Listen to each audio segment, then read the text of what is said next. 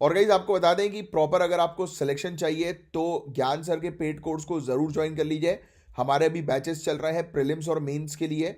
जैसे आप देख सकते हैं UP PCS, BPSC, UK PSC, RO, ARO, BEO, इन सब के बैचेस चल रहे हैं। यूपी एसएसएससी के पूरे एग्जामिनेशंस की तैयारी करवाई जाती है। और अभी स्पेशल बैचेस हरियाणा, राजस्थान और छत्तीसगढ़ के लिए भी हमारे पास अवेलेबल है प्रीलिम्स के। तो इन दिए गए नंबर पर कांटेक्ट करके आप बैचेस की इंफॉर्मेशन लेकर बैचेस को ज्वाइन कर सकते हैं। जय हिंद स्टूडेंट्स, कैसे हैं आप सभी लोग? उम्मीद करता हूं सभी बहुत ही बढ़िया होंगे। कल के लिए रियली वेरी सॉरी, मैंने बोला तो था आपको कि कल संडे वाली एक क्लास है वो कंडक्ट करूंगा, बट कल का स्केड्यूल इतना ज़्यादा हैक्टिक हो गया था कि मैं कर नहीं पाया। तो चलो, लेक्चर को स्टार्ट करने से पहले थोड़ा सा मैं आपको रूल्स है वो बताने की कोशिश करूंगा। तो सबसे पहला जो रूल है वो ये कहता है कि आपको पेन और पेपर लेकर बैठना है। जो भी चीज़ मैं बताते जा रहा हूँ उन सब चीज़ों को जो है वो आपको नोट डाउन जो है वो करते जाना है। राइट। और फिर नोट डाउन मतलब रफ में लिखते रहो। फिर जैसे ही टॉपिक खत्म होगा उसके बाद मैं टॉपिक में एग्जामिनेशन के पॉइंट ऑफ व्यू से क्या क्या चीजें आपके लिए काम की है उससे रिलेटेड मैं अलग से नोट्स बनवा दूंगा। जो चीज मैं हाईलाइट करूंगा वो चीज आपको जो है वो अपने नोट्स में बनानी है। ठीक है। तो देखो सबसे, और फिर लास्ट जो अभी लेक्चर्स मैंने कंडक्ट किए तो उसमें दीपाली ने बहुत बढ़िया आंसर्स वगैरह जो है वो अपने दिए हुए हैं, वेरी गुड। फिर इसके अलावा एडिटोरियल हब करके एक पेज है किसी का, उसने भी अप्रिशिएट किया है, बहुत बढ़िया। और पायल हमारी रेगुलर स्टूडेंट्स है, दीपाली भी अब रेगुलर बनती जा रही है, बहुत बढ़िया। रेगुलरिटी मेंटेन करो, प्रीति जी बहुत बढ़िया। दिव्य प्रकाश बहुत बढ़िया, दिव्य प्रकाश भी एक्टिवली जो है वो आंसर्स लिखना शुरू कर रहे हैं, बहुत बढ़िया। ठीक है, वेरी गुड। और मैंने आपको बोला है कि आप अपने आंसर जो है वो क्या किया करो कि जैसे एक क्वेश्चन मैंने पूछा तो उसका एक आंसर में कमेंट कर, मतलब एक कमेंट में उसका आंसर करना है। दूसरे क्वेश्चन का दूसरे कमेंट में आंसर करना है, बहुत बढ़िया। ठीक है। अच्छा, एक स्टूडेंट ने जो है वो क्वेश्चन मुझसे पूछा है, गोल्डी एलेक्स करके उनकी आईडी है। तो उनके हस्बैंड एक बैंकर हैं और अ, उनका एक जिम है, वो एथलीट है, वेरी गुड यार, फैंटास्टिक, फिटनेस बहुत जरूरी है। तो आपका क्या इशू है? अच्छा, आपका एक 11 मंथ का एक बच्चा है और इन्होंने last year SC study for civil services का कोर्स लिया था, बट वो अच्छे से स्टडी नहीं कर पा रही हैं। और how to study and how to remember things, तो ये आपका एक क्वेश्चन है। चलो, आपके इस क्वेश्चन को मैं दो तीन टॉपिक्स कंप्लीट कर लें अपन, फिर उसके बाद इस पर एक अच्छे से मैं आपको बताऊंगा। सभी स्टूडेंट्स के लिए आपने बहुत अच्छा क्वेश्चन पूछा है कि चीजों को याद कैसे रखना है। राइट, क्योंकि सबसे बड़ा चैलेंज तो ये होता है चीजों को याद कैसे रखना है। दो तीन टॉपिक्स खत्म होने दो, फिर मैं इस पर आपके बारे में बात करूंगा। बहुत अच्छा आपने क्वेश्चन जो है वो उठाया है। बाकी बहुत बढ़िया यार, दीपाली, आयुषी सिंह, बिल्कुल इसी प्रकार से जो है वो आप आंसर्स रिस्पॉन्ड करते जाओ, रेगुलर कमेंट्स करते जाओ, वेरी गुड, फैंटास्टिक। चलो, अब बिना समय वेस्ट किए हम लोग सेशन को स्टार्ट करते हैं। और ये बहुत ही इंपॉर्टेंट टॉपिक है, जो पहला टॉपिक है आपका यूनाइटेड नेशन से रिलेटेड टॉपिक। और यूनाइटेड नेशन के टॉपिक सिविल सर्विसेज के लिए बहुत ज्यादा इंपॉर्टेंट होता है। तो हम जो है वो बात करेंगे इंडिया की मेंबरशिप इन यूएनसीईबीडी। ये डेवलपमेंट गाइज ना सिर्फ स्टैटिस्टिकल वर्ल्ड के लिए बल्कि हमारी पॉलिसी मेकिंग और ग्लोबल स्टैंडिंग के लिए भी काफी इंपैक्टफुल है। तो बहुत ध्यान सुनना, बहुत सिंपल तरीके से इस टॉपिक को मैं आपको समझाने वाला हूं। सबसे पहले आपको यह समझना जरूरी है कि यूएनसीईबीडी एक्चुअल में है क्या। राइट। तो देखो, यूएनसीईबीडी का फुल फॉर्म है United Nations committee of experts. पहला पॉइंट, कमिटी ऑफ एक्सपर्ट्स, यानी कि एक ऐसी समिति है जिसमें एक्सपर्ट्स हैं। किस चीज के experts? Experts on big data and data science for official statistics. नाम से ही आपको पूरे टॉपिक क्लियर हो जाना चाहिए। आपको याद ही नहीं रखना इस टॉपिक को, नाम से ही आपको क्लियर हो गया। ये बेसिकली उन एक्सपर्ट्स की कमिटी है जो एक्सपर्ट्स किस लिए काम करते हैं? Data collection, data analysis, data science की फील्ड में काम करते हैं। और मैंने आपको बताया कि करंट जो पीरियड चल रहा है और फ्यूचर जो है वो डेटा के ऊपर आधारित है। जिसके पास जितना ज्यादा डेटा, जितनी इंफॉर्मेशन, वो उतना बड़ा। जैसे गूगल देख लो आप, गूगल कितनी बड़ी कंपनी है। राइट। गूगल की पेरेंट कंपनी का नाम क्या है? जरा नीचे कमेंट बॉक्स पे लिखकर बताना, देखते हैं किसको पता है। ये बेसिक इंफॉर्मेशन पता होनी चाहिए आपको। तो ये 2014 में शुरू किया गया था यूएनसीईबीडी को। और ये यूनाइटेड नेशंस स्टैटिस्टिकल कमीशन के अंडर है। और इसका काम है बिग डेटा और डेटा साइंस को स्टैटिस्टिकल फ्रेमवर्क के साथ इंटीग्रेट करना। अब ये काम क्या करता है? तो बिग डेटा सोर्सेस को ऑफिशियल स्टैटिस्टिक्स में यूज करना इसका काम है। प्रोग्रेस ट्रैक करना सस्टेनेबल डेवलपमेंट गोल्स पर, यह इसका काम है।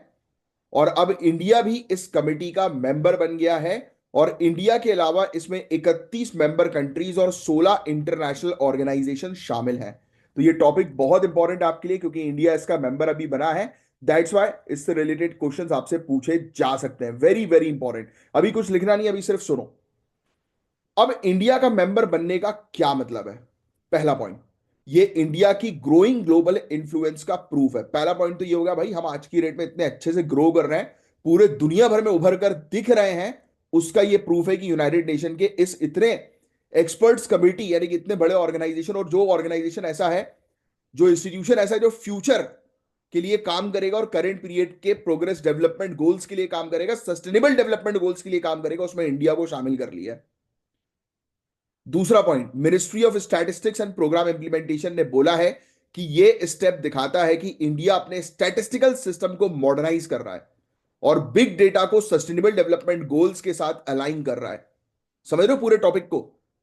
कि अगर सोचो, आप डिस्ट्रिक्ट कलेक्टर हो, आपके पास एक प्रॉपर फुल प्रूफ डेटा होगा, तभी तो आप एक पॉलिसी अपनी अच्छी तरीके से इंप्लीमेंट कर पाओगे। आपकी डिस्ट्रिक्ट के अंदर आपको पता होना चाहिए कि गरीबों की पॉपुलेशन कहां पर है, कितनी मात्रा में है, कितने लोग हैं। इवन अगर आपकी डिस्ट्रिक्ट के अंदर कोई आपदा आ जाती है, डिजास्टर आ जाता है, तो अगर आपके पास फुल प्रूफ प्रॉपर डेटा होगा, तभी आप लोगों को अच्छी तरीके से, एफिशिएंट तरीके से बचा पाओगे। बोलो हाँ या ना?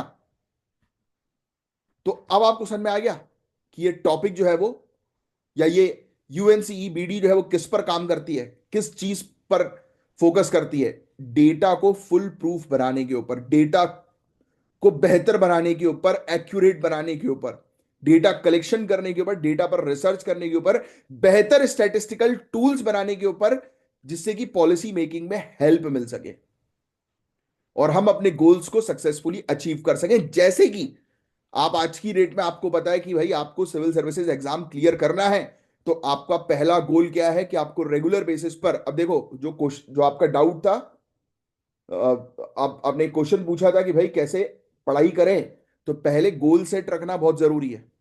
आपको पहले, सबसे पहले तो आपको अपने ऊपर विश्वास होना जरूरी है, पॉइंट नंबर वन, कि आप इस एग्जाम को क्रैक कर सकते हैं। विश्वास होगा तो एग्जाम क्रैक होगा, पॉइंट नंबर वन। ये लॉ ऑफ अट्रैक्शन की टेक्निक होती है कि अगर आपने सोच लिया कि मैं एक अधिकारी हूं, तो वैसा माइंडसेट आपका बनना शुरू हो जाएगा।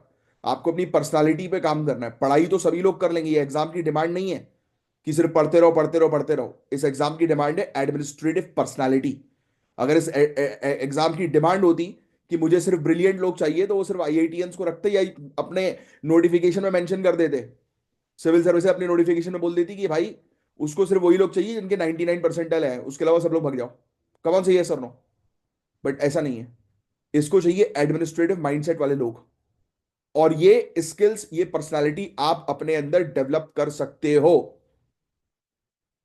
तो आपको अपने अंदर एडमिनिस्ट्रेटिव पर्सनालिटी डेवलप करनी है। सवाल उठता है कैसे? मेरे करंट अफेयर्स के लेक्चर्स को तो रेगुलरली फॉलो करो, तो ऑटोमेटिकली आपकी पर्सनालिटी डेवलप होना शुरू हो जाएगी। क्योंकि सिर्फ पढ़ाता नहीं हूं मैं, पढ़ाने के अलावा और भी काफी सारी चीजें आपके दिमाग में फीड करता हूं, जिससे कि आप इस एग्जाम के लिए रेडी होते रहो।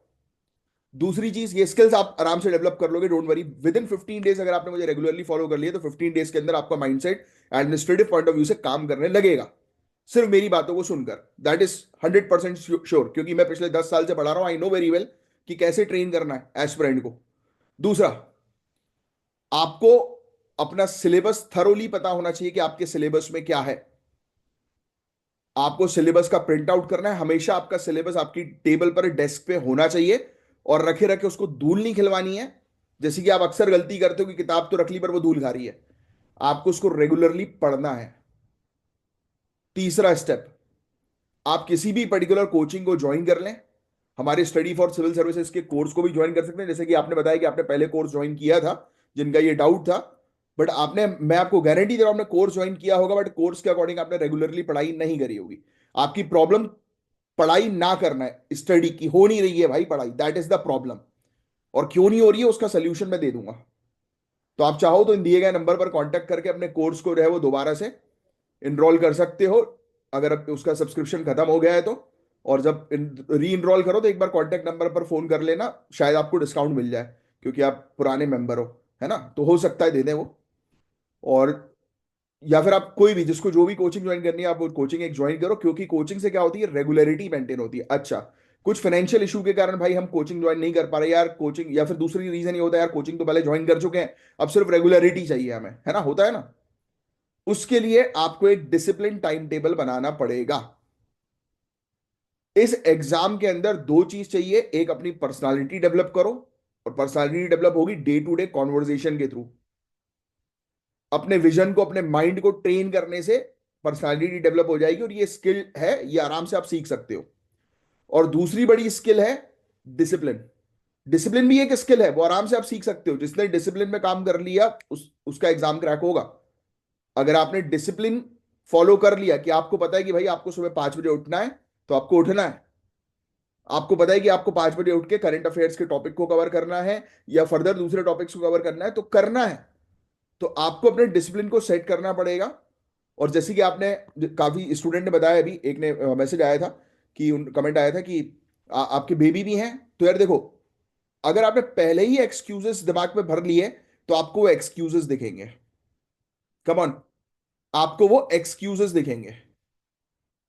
एक बहुत सिंपल सी चीज जो है वो मैं आपसे पूछता हूं, कि आप सभी ने जैसे काफिला देखा हुआ है, आईएएस आईपीएस का काफिला, है ना। तो आप आज से उस काफिला को सोचना बंद कर दो, अभी से। अभी आप बिल्कुल मत सोचो आईएएस के काफिला के बारे में, या जो सायरन बजता है ना, आईएएस की गाड़ियां निकल रही है और सायरन बज रहा है, उसके बारे में मत सोचो अभी। भूल जाओ काफिले के बारे में।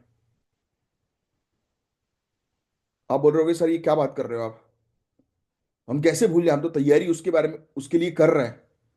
तो बेटा मैं यही तो समझा रहा हूं, जब उस चीज के लिए तैयारी कर रहे हो, और मैंने बोला अभी भूल जाओ, तो वो भूलना भी नहीं है, और उसकी जगह दूसरी चीजों को भी याद रखना है, तो कैसे पॉसिबल होगा। आपको अपनी लाइफ में, आपको पता है कि आपको कैसे अपनी लाइफ कंट्रोल करनी है। आप मैरिड हैं, या आप जॉब करते हैं, या आप स्टूडेंट हैं, उससे फर्क नहीं पड़ता। फर्क उस चीज से पड़ता है कि आपको डेली डिसिप्लिन तौर पर 4 से 6 घंटा पढ़ना है, बस, रेगुलर 1 साल के लिए। और आई डोंट थिंक कि 4 से 6 घंटा पढ़ाई के लिए निकालना किसी के लिए डिफिकल्ट हो, किसी भी सिचुएशन में। निकालना आना चाहिए, जिसने सोच ली निकालने की, भाई वो निकाल सकते हैं। भाई you can utilise your time. जब लोग सो रहे हैं तब पढ़ो ना, 2 घंटा पढ़ो, 3 घंटा पढ़ो, 3 घंटा गैप्स ले लेके पढ़ो ना, कि चलो मैंने रात में 2 घंटा पढ़ लिया, मैंने सुबह के टाइम पे 5 बजे उठ के 2 घंटा पढ़ लिया, 5 से 7, फिर मैंने दिन में जो है भाई, या शाम में, या 4 से 6 वाला एक ऐसा टाइम होता है, अक्सर लोग जो है वो थोड़ा सुस्त रहते हैं, तो उस बीच मैंने अपना टाइम यूटिलाइज कर लिया। आपको अपना टाइम खुद निकालना पड़ेगा, आपको अपना डिसिप्लिन खुद बनाना पड़ेगा। आपको कोई और वहां तक पहुंचाएगा नहीं। मैं सिर्फ आपको गाइड कर सकता हूं, चलना आपको पड़ेगा, और चलोगे मेरे अकॉर्डिंग, तो एग्जाम में सिलेक्शन आपका होके रहेगा, दैट इज गारंटीड। और एक और चीज मैं बता दूं क्लियरली आप लोगों को, कि डिसिप्लिन फॉलो करोगे तो एग्जाम निकलेगा, और ये स्किल है। 1 महीने तक अगर आपने रूटीन फॉलो कर लिया, तो आप उसमें बंध जाओगे, वो आपकी हैबिट बन जाएगी। तो आपको कुछ नहीं करना, सिर्फ हैबिट बनाना है। और जिसने जिस भी फील्ड में अपनी हैबिट को चेंज किया हुआ है, वो सक्सेसफुल है। आप देखिए सक्सेसफुल लोगों का एक रूटीन होता है, एक स्केड्यूल होता है, एक लाइफस्टाइल होती है। तो अगर आपको सक्सेसफुल बनना है, तो वैसी लाइफस्टाइल बनानी पड़ेगी। आप आज की डेट में जिस पोजीशन पर हो, वो इसलिए हो क्योंकि आपने पहले जो काम किए हैं वो इस अकॉर्डिंग किए कि आप यहां तक पहुंच पाए हो। अब आपको अगर ऊपर जाना है, तो आपको आज की डेट में चीजों को चेंज करना पड़ेगा, अपने रूटीन को चेंज करना पड़ेगा, तभी जाकर आपका फ्यूचर बनेगा। वरना अगर आप अपने रूटीन को चेंज नहीं करोगे, तो जैसे पहले पास था, जो प्रेजेंट है, और वही फ्यूचर होगा। तो अगर आपको चेंज करना है, तो you have to change your routine, you have to change yourself. अपने आप को बोलना शुरू करो कि मैं एक अधिकारी हूं, और अधिकारी कैसे बिहेव करता है, उस बिहेवियर में रहो, उस डिसिप्लिन में रहो। अपने आप को कंफर्ट जोन से बाहर निकालो, अब एक्सक्यूजेस देना बंद करो। You will definitely going to rock. तो अब चलो, ज्यादा बातें हो गई हैं, नहीं तो फिर कमेंट बॉक्स पे लिखोगे अरे यार सर पढ़ाओ, बातें मत करो ज्यादा। देखो, पढ़ तो हर कोई लेता है भाई, बट डिसिप्लिन, जो एग्जाम को क्या चाहिए, वो कोई नहीं बताता, और मैं इसलिए खास हूं। चलो, तो मैंने आपको कहाँ तक जो है वो चीजें बता दी कि भाई इंडिया जो है, हमने देख लिया, ये समझ लिया इस टॉपिक को पूरा, है ना? ये टॉपिक क्लियर है अभी आपको? अभी रुक जाओ, कुछ चीजें और है इसके अंदर। बिग डेटा के बारे में मैं आपको पहले समझा देता हूँ कि ये बिग डेटा है क्या। बिग डेटा का मतलब है बड़े और कॉम्प्लेक्स डेटा सेट जो ट्रेडिशनल सिस्टम के बियॉन्ड होते हैं। गाइस देखो, इसका फाउंडेशन होता है 6 V's के ऊपर। 6 V। पहला वी यानी कि वॉल्यूम, बहुत ज्यादा डेटा होता है, यानी कि पूरे इंडिया का डेटा मान लो आप। दूसरा, वेलोसिटी, बढ़ता ही रह रहा है ये डेटा तेजी से। Birth rate, death rate, regular basis पर देखो ऐड हो रहा है, माइनस हो रहा है, ऐड हो रहा है, माइनस हो रहा है। वैरायटी, अलग अलग वैरायटीज के डेटा हम लोग को देखने को मिलते हैं। वैल्यूज, उनकी वैल्यूएशन जो है वो अलग अलग है। वेरिएबिलिटी, हर एक सेक्टर में जो है वो इनका अलग एस्पेक्ट है। तो ये 6 V के आधार पर ये पूरे डेटा होते हैं। मतलब कुल मिलाकर ये मान के चलो कि ऐसा डेटा है कि जिसको आप अपनी फाइल पे उतार नहीं सकते, जिसको सिस्टम्स पे उतारना पड़ता है, और बहुत ही ज्यादा कॉम्प्लेक्स होता है और बहुत विशाल होता है। अब बिग डेटा की इंपॉर्टेंस क्या है, तो ये बात आप जानते ही हो कि ये पॉलिसी मेकिंग में जो है वो काफी मददगार होती है, डिसीजन मेकिंग में मददगार होती है, सामाजिक आर्थिक चुनौतियों को सॉल्व करने में काफी मदद करती है, सस्टेनेबल डेवलपमेंट गोल्स जैसे ग्लोबल गोल्स के मॉनिटरिंग के लिए भी काफी इंपॉर्टेंट है, काफी क्रूशल है। अब इंडिया का इस फील्ड में जो है वो, मतलब क्या इनिशिएटिव है, मतलब क्या, जैसे कि national data and analytical platform, government data को स्मूथ बनाने के लिए, स्ट्रीमलाइन बनाने के लिए, डीकॉम्प्लेक्स करने के लिए। बिग डेटा मैनेजमेंट पॉलिसी, जो नॉन ट्रेडिशनल डेटा सोर्सेज है उनका प्रॉपर उपयोग करने के लिए गाइडलाइंस है। National data warehouse on official statistic, ये डेटा स्टोरेज और रिट्रीवल सिस्टम को मॉडर्नाइज करता है। ये सब इनिशिएटिव इंडिया की केपेबिलिटी और एक्सपर्टीज को ग्लोबल लेवल पर दिखा रही हैं। इसके अलावा अब देखो, इसके कुछ इंपॉर्टेंट पॉइंट्स भी हैं। अब बिग डेटा को स्टैटिस्टिकल फ्रेमवर्क में इंटीग्रेट करना, ये मेन ऑब्जेक्टिव इसका हम लोग को देखने को मिलता है। ट्रेनिंग और नॉलेज शेयरिंग के जरिए मेंबर स्टेट्स की टेक्निकल एक्सपर्टीज को एनहांस करना, यानी कि कंट्रीज को जो है वो ट्रेन करना कि वो किस प्रकार से बिग डेटा का उपयोग कर सकते हैं, बेटर पॉलिसी मेकिंग के लिए टूल्स का कैसे उपयोग कर सकते हैं। ट्रांसपेरेंसी और एथिकल स्टैंडर्ड्स को प्रमोट करना इसका ऑब्जेक्टिव है, जैसे कि पब्लिक का ट्रस्ट जो है वो बिल्डअप होता है। तो इंडिया की एक्टिव पार्टिसिपेशन से ग्लोबल स्टैटिस्टिकल इकोसिस्टम और ज्यादा गाइज मजबूत होगा। फिर इसके अलावा इंडिया की मेंबरशिप में फायदा कैसे मिलेगा, तो नॉन ट्रेडिशनल सोर्सेज जैसे कि इंटरनेट ऑफ थिंग्स और सैटेलाइट इमेजरी का उपयोग जो है वो किया जाएगा। इंडिया की ग्लोबल स्टैंडिंग जो है वो और स्ट्रांग होगी इस चीज से, है ना? और इसके अलावा बिग डेटा के जरिए प्रोग्रेस मॉनिटर करना और सोशियो इकोनॉमिक चैलेंजेस को एड्रेस करना हमारे लिए बहुत बढ़िया रहेगा। इससे हम सस्टेनेबल डेवलपमेंट गोल्स को जो है वो अचीव कर सकेंगे। राइट? तो ये सब चीजें हम लोग को देखने को मिलता है, बट कुछ चैलेंजेस भी हैं। डेटा प्रिवेसी का चैलेंज, एथिकल कंसर्न का चैलेंज, प्रॉपर इंफ्रास्ट्रक्चर चाहिए, उसके लिए फंड्स चाहिए, स्किल्ड मैन पावर चाहिए, है ना? डाइवर्स डेटा सोर्सेज जो है उनको हम लोग को ईजी बनाना है, तो that is a very complex process. तो इसको सही तरीके से इंप्लीमेंट करना जरूरी है, वरना मिशन जो है वो फेल होगा। और इंडिया के लिए हमें मेनली फोकस करना है स्किल डेवलपमेंट के ऊपर, इंटरनेशनल ऑर्गेनाइजेशन और प्राइवेट सेक्टर के साथ कोलैबोरेशन मजबूत करना है, पब्लिक अवेयरनेस बढ़ानी है, ट्रांसपेरेंसी इंश्योर करनी है, कानून लेकर आना है डेटा प्राइवेसी के पॉइंट ऑफ व्यू से, क्योंकि जो प्रॉब्लम्स होती हैं वही इसके सोल्यूशंस होते हैं, जो मैंने आपको अक्सर जो है वो पढ़ाया हुआ है, समझाया हुआ है। राइट? तो अब नोट्स की अगर हम जो है वो चर्चा करें, तो आप पेन और पेपर लेकर आप रेडी हो चुके होंगे होपफुली। तो अब आप नोट्स जो है वो बना लें अपने। देखो, सबसे पहला तो मैं आपको बता दूं कि ये आपको लिख देना है, इंडिया ने जो है वो इसको ज्वाइन कर लिया है, यूएनसीईबीडी को, पूरा पूरा फुल फॉर्म के साथ। UN committee on expert on big data and data science for official statistics. Official statistics पे अंडरलाइन कर देना, बिग डेटा और डेटा साइंस पे अलग अलग अंडरलाइन करना। ठीक है? अब इंडिया जो है वो हिस्सा जो है बन गई है यूनाइटेड नेशन स्टैटिस्टिकल काउंसिल का, यूएनएससी का। अच्छा, यूनाइटेड नेशन सिक्योरिटी काउंसिल नहीं है, ये स्टैटिस्टिकल काउंसिल है, ठीक है? तो ये फैक्ट ध्यान में रखना, तो इसलिए इसका फुल फॉर्म पूरा लिखना आप। यूएनएससी से यूनाइटेड नेशन सिक्योरिटी काउंसिल में कंफ्यूज नहीं होना है। इंडिया के अंदर कौन सी मिनिस्ट्री जो है वो स्टैटिस्टिक देखती है, तो उसके नाम से ही मिनिस्ट्री है, तो आपको उसमें लिखने की आवश्यकता नहीं है। हम डेटा की मदद से ऑब्वियस सी बात है सस्टेनेबल डेवलपमेंट गोल्स अचीव कर पाएंगे, हमारे नेशनल गोल्स अचीव कर पाएंगे, गरीबी कम कर पाएंगे, कंट्री के अंदर इंफ्रास्ट्रक्चर डेवलपमेंट को प्रोग्रेस कर पाएंगे, कंट्री के अंदर बेटर पॉलिसी मेकिंग हो पाएगी, जिससे कि ग्रोथ और डेवलपमेंट हो पाएगी। कितनी सारी चीजें बोल सकते हो आप, तो इसको आपको लिखना नहीं है, इसको सिर्फ दिमाग में रखना है। आपने उससे क्वेश्चन पूछा था ना कि सर चीजों को याद कैसे रखें, ये याद रखने वाली चीजें हैं क्या? मुझे खुद बताओ, बहुत बेसिक चीज है। जो याद रखने की चीज है उसके मैंने आपको नोट्स लिखवा दिए, उसको आपको रेगुलरली रिवाइज करना है। कब? संडे वाले दिन, छुट्टी वाले दिन।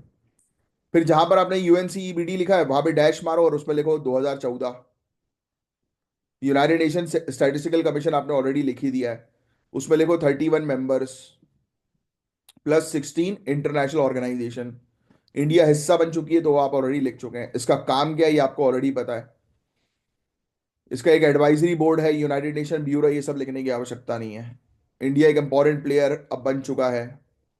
बिग डेटा क्या होता है उसकी डेफिनेशन अगर लिखना चाहो तो लिख सकते हो, बाकी आप समझ चुके हो, जरूरत नहीं। ये 6 V जरूर लिखना। पहले बिग डेटा लिख देना, डेफिनेशन अगर लिखनी है जिसको तो वो लिख सकता है, उसके लिए ऑप्शनल है। वैसे लिख लो तो अच्छी बात है। और ये 6 V's कौन से हैं, ये पूरे 6 V's जो है वो मेंशन कर देना। ये बहुत इंपॉर्टेंट है, या मेंस का आंसर लिखोगे या प्रीलिम्स में भी कभी कभी पूछ सकते हैं, क्योंकि बिग डेटा बहुत इंपॉर्टेंट टॉपिक है। अब इंडिया का क्या इनिशिएटिव है बिग डेटा को लेकर, तो सिर्फ इनिशिएटिव लिखो, India's initiative in big data, ये लिखो आप। National data and analytics platform, big data management policy, national data warehouse. बस ये 3 चीजें बुलेट पॉइंट्स में लिख दोगे भाई, बिग डेटा पर हमने ये चीज पर काम किया है, बस दैट्स इट। ठीक है, बाकी और कुछ नहीं, बाकी और समझने वाली चीजें थी जो मैंने आपको रहे वो समझा दी है, दिमाग में रखनी है उस चीजों को, कि ये सब चीजें जो है वो स्किल्स मांगती हैं, है ना। और नेक्स्ट टॉपिक में आगे बढ़ने से पहले मैं आपको एक चीज ये बताना चाहूंगा कि देखो यार, अगर आपने सोच लिया है इस एग्जाम को क्रैक करना है, तो आप 100% सिर्फ एक ही चीज पर सोचो कि मुझे अधिकारी बनना है। और कब बनना है वो लिख लो। इसको एफर्मेशन कहते हैं। कि फॉर एग्जाम्पल कि मुझे 2026 में ये एग्जाम क्रैक करना है, या 2025 का ये एग्जाम क्रैक करना है, और मैं अधिकारी बन रहा हूं, मैं अधिकारी बन रही हूं। कौन सी पोस्ट आपको चाहिए वो पोस्ट जो है वो डाल दो, और रोज उसको लिखो। रोज 15 मिनट अपनी लाइफ में एफर्मेशन के लिए दो। देखना ये आपके लिए बहुत वर्कआउट करेगा, ये आपके सबकॉन्शियस माइंड के अंदर जाकर बैठ जाएगा, जिससे कि आप फालतू की चीजों पर फोकस ना करके सिर्फ अपने गोल पर फोकस करोगे। और यही एक चीज होती है इंसान को रेगुलर डिसिप्लिन में लाने की, क्योंकि हमारे आसपास बहुत सारे डिस्ट्रैक्शंस हैं। कभी दोस्त ने फोन किया तो हमको लगा चलो यार चल लेते, पार्टी कर लेते। 1 साल तो है भी पढ़ने के लिए, नहीं। वो 1 साल कब 15 दिन बचेंगे ना एग्जाम के लिए, फिर आप डिसाइड करोगे अरे यार छोड़ना यार, अब नेक्स्ट नेक्स्ट ईयर ही देखूंगा यार, अब इस बार अच्छे से पढ़ूंगा या पढ़ूंगी। बहुत सारे लोगों के साथ हुआ है। पीपल जनरली 40 to 45% लोग ऐसे होते हैं जो इस एग्जाम के 1 महीने पहले दे डिसाइड की अब छोड़ो यार नेक्स्ट ईयर करेंगे, और ये 4-5 साल से कंटिन्यू करते हैं लोग। ऐसे हैं बिगेस्ट एग्जाम्पल।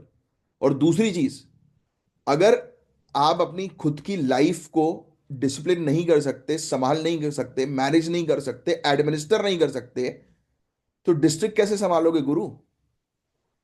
तो पहले अपने आप को संभालो, फिर डिस्ट्रिक्ट को संभालना। यही तो पर्सनालिटी डेवलपमेंट है। जहां आपने अपने आप को डेवलप कर लिया ना, you can do anything, trust me. ये एक चैलेंजिंग टास्क है बट इजी है। It just generally require some skills, और जो इजीली डेवलप हो जाती है अपने आप को रूटीन में रखने से, बस। कि चाहे कुछ हो जाए, मुझे अपने आप को रूटीन में रखना है। मुझे नहीं आना शादी में, मुझे नहीं आना दोस्त की बर्थडे पार्टी में, क्योंकि जिस दिन मेरा सिलेक्शन होगा उस दिन मैं इन लोग को अलग से बुलाकर ग्रैंड पार्टी दे दूंगा या दे दूंगी। ये चीज दिमाग में रखो, बाकी चीज भाड़ में जाने दो। 1 साल 2 साल तो देना है भाई, लग जाओ पूरी जिंदगी बन जाएगी। आज की डेट में जो परिवार वाले भी कई बार हमारे फोर्स करते हैं, पेरेंट्स, कि अरे चलो शादी में जरूरी है जाना, जरूरी है। मैं नहीं जा रहा, लड़ लो, नहीं आना मुझे। मुझे घर में बैठ के पढ़ना है। बट ऐसा नहीं है कि आपने, घर वालों को दिखना भी चाहिए कि आप पढ़ रहे हो। पता लगे मैंने आज बोला और पता नहीं आज आज आप मोटिवेटेड हो गए, कल परसों में आपको किसी की शादी में जाना होगा, घर वाले बोलेंगे तो आप मना कर दोगे, फिर पता लगे 1 हफ्ते बाद आपका रूटीन वापस हो जाए तो घर वाले चले जाए कि लो रिश्तेदारों के यहाँ गया नहीं। तो अभी चले जाओ, बट अपने घर वालों को रूटीन दिखाओ पहले अपना, एटलीस्ट 10 दिन 15 दिन, तो उनको लगे कि हाँ यार ठीक है। फिर क्योंकि आपको सिर्फ अपने पेरेंट्स को हैंडल करना है, क्योंकि आप प्यार उन्हीं से करते हो, वो आपसे करते हैं, बस। उसके बाद गए रिश्तेदार सब भाड़ में, किसी से कोई मतलब नहीं, क्योंकि ये रिश्तेदारी होते हैं जो बैंड बजा देते हैं कई बार। तो किसी को ना दोस्ती यारी ना रिश्तेदारी, सिर्फ पेरेंट में मम्मी पापा, बस। उनकी सुनो, उनको कॉन्फिडेंस में लो, बस दैट्स इट। और वो भी नहीं आ रहे तो अकेले ही काफी हो भाई। 2 साल बाद सबको हैंडल कर लोगे, बस ये सोचो। बहुत ज्ञान की बातें हो गई यार, आज मंडे वाला दिन भी था ना थोड़ा। और क्वेश्चन आपने अच्छा पूछा था, इसलिए मुझे लगा कि जरूरी आपको डोज देना। सॉरी भाई अगर किसी को लगा हो कि टाइम वेस्ट हुआ है किसी का तो। और आपके पास ऐसे ऑप्शन है ही आगे बढ़ाने का वीडियो को, तो आप आगे बढ़ा सकते हो। अब बात करेंगे फॉरेस्ट राइट्स एक्ट के बारे में। काफी इंपॉर्टेंट टॉपिक है जीएस पेपर 3 के लिए, स्पेशली एनवायरमेंट, बायोडायवर्सिटी, ट्राइबल लोग के अधिकार के कॉन्टेक्स्ट में ये टॉपिक है। काफी इंपॉर्टेंट टॉपिक, ये समझना भी जरूरी है। स्पेशली फॉरेस्ट ड्वेलिंग कम्युनिटीज के अधिकार, यानी कि जो जंगल में रहने वाले जो लोग होते हैं उनके अधिकार, जंगल को कैसे बचाना है, उनके अधिकार को कैसे बचाना है, राइट। या जंगल को बचाने और जो फॉरेस्ट में रहने वाले जो लोग हैं उनके अधिकारों को बचाने के बीच में बैलेंस कैसे बनाएं।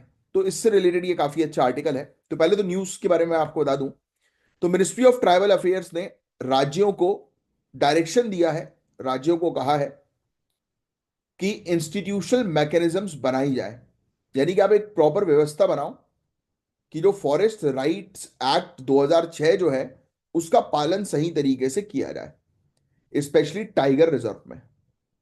क्या न्यूज आई है कि मिनिस्ट्री ऑफ ट्राइबल अफेयर्स ने क्या बोला राज्यों को कि आप फॉरेस्ट राइट एक्ट जो 2006 का, यानी कि जो कानून है, ये इसका पालन सही तरीके से हो उसकी व्यवस्था करो बस। अब कुछ राज्य जैसे कि मध्य प्रदेश, महाराष्ट्र, वेस्ट बंगाल, यहां पर जंगल में रहने वाली कम्युनिटीज के अनलॉफुल एविक्शंस की कंप्लेन आई है कि गैर कानूनी तरीके से इनको जो है वो हटा दिया गया, इनके जंगल से इनको निकाल दिया गया, ऐसी कुछ कंप्लेन्स आई हैं। आपको पता होना चाहिए कि नेशनल टाइगर कंजर्वेशन अथॉरिटी ने टाइगर रिजर्व्स में 591 विलेजेस के रिलोकेशन के लिए टाइमलाइंस मांगी है। ये काफी बहस को ट्रिगर कर रहा है और कंजर्वेशन और कम्युनिटी राइट्स के बीच एक एक मुद्दा जो है वो छिड़ गया है। तो पूरा मुद्दा ओवरव्यू आपको समझ में आया कि मुद्दा है क्या। देखो, जंगल में लोग रहते हैं, अब हमें जंगल को बचाना है, तो हम बचा कैसे रहे जंगल को? टाइगर रिजर्व्स बना के, राइट। अब जिस क्षेत्र को डिक्लेयर कर दिया टाइगर रिजर्व, उस क्षेत्र में अगर कोई कबीला रह रहा हो, यानी कि कोई कुछ कम्युनिटी रह रही हो ट्राइबल्स की, तो उनको तो वहां से हटना पड़ेगा, क्योंकि वो वहां पे रह नहीं सकते। अब वो क्षेत्र टाइगर रिजर्व की कैटेगरी में आ गया है।